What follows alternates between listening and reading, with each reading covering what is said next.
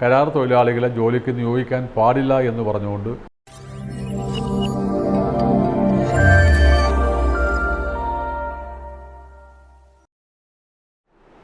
Arjuna consultants private ലിമിറ്റഡിലേക്ക് കിട്ടിയിരിക്കുന്ന മറ്റൊരു പ്രധാനപ്പെട്ട ഒരു ചോദ്യം ഇതാണ്.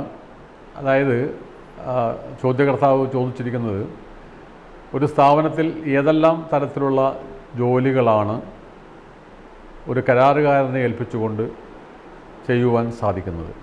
കരാർ തൊഴിലാളികളെ നിയോഗിച്ചുകൊണ്ട് ഏതെല്ലാം തരത്തിലുള്ള ജോലികളാണ് ചെയ്യുവാൻ സാധിക്കുന്നത്? കരാർ തൊഴിലാളികളെ നിയോഗിച്ചുകൊണ്ട് ഒരു സ്ഥാപനത്തിലെ എല്ലാത്തരം ജോലികളും ചെയ്യിപ്പിക്കാവുന്നതാണ്. കരാർ തൊഴിലാളികളെ നിയോഗിച്ചുകൊണ്ട് ജോലി ചെയ്യിപ്പിക്കുമ്പോൾ അതുമായി ബന്ധപ്പെട്ട കാര്യങ്ങൾ ക്രമീകരിക്കുന്ന നിയമമാണ് contract labour regulation and abolition act.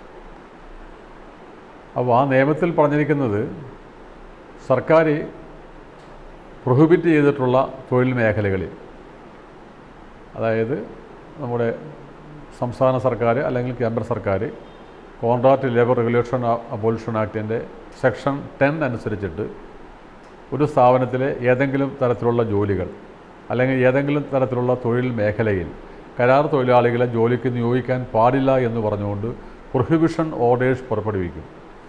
അത്തരം പ്രൊഹിബിഷൻ ഓർഡേഴ്സ് പുറപ്പെടുവിക്കാത്ത ഒരു ജോലിയാണെന്നുണ്ടെങ്കിൽ, ഒരു തൊഴിൽ മേഖലയാണെന്നുണ്ടെങ്കിൽ അവിടെ നമുക്ക് കരാർ തൊഴിലാളികളെ നിയോഗിച്ചുകൊണ്ട് ജോലി ചെയ്യിപ്പിക്കുവാൻ സാധിക്കുന്നതാണ്.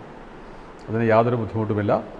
പക്ഷേ കോൺട്രാക്റ്റ് ലേബർ റെഗുലേഷൻ അബോളിഷൻ ആക്ടിൻ്റെ നിയമവ്യവസ്ഥകളെല്ലാം കൃത്യമായി പാലിച്ചുകൊണ്ട് വേണം കരാർ തൊഴിലാളികളെ ജോലിക്ക് നിയോഗിക്കേണ്ടത്. എല്ലാത്തരം ജോലികൾക്കും കരാർ തൊഴിലാളികളെ ജോലിക്ക് നിയോഗിക്കാവുന്നതാണ്. അതിലാകെ ഒരു നിബന്ധനയുള്ളത് സെക്ഷൻ 10 പ്രകാരമുള്ള കോൺട്രാക്റ്റ് ലേബർ റെഗുലേഷൻ അബോളിഷൻ ആക്ടിൻ്റെ വകുപ്പ് 10 പ്രകാരമുള്ള പ്രൊഹിബിഷൻ ഓർഡർ ഉണ്ടോ ഇല്ലയോ എന്ന് മാത്രമാണ് നോക്കേണ്ടത്.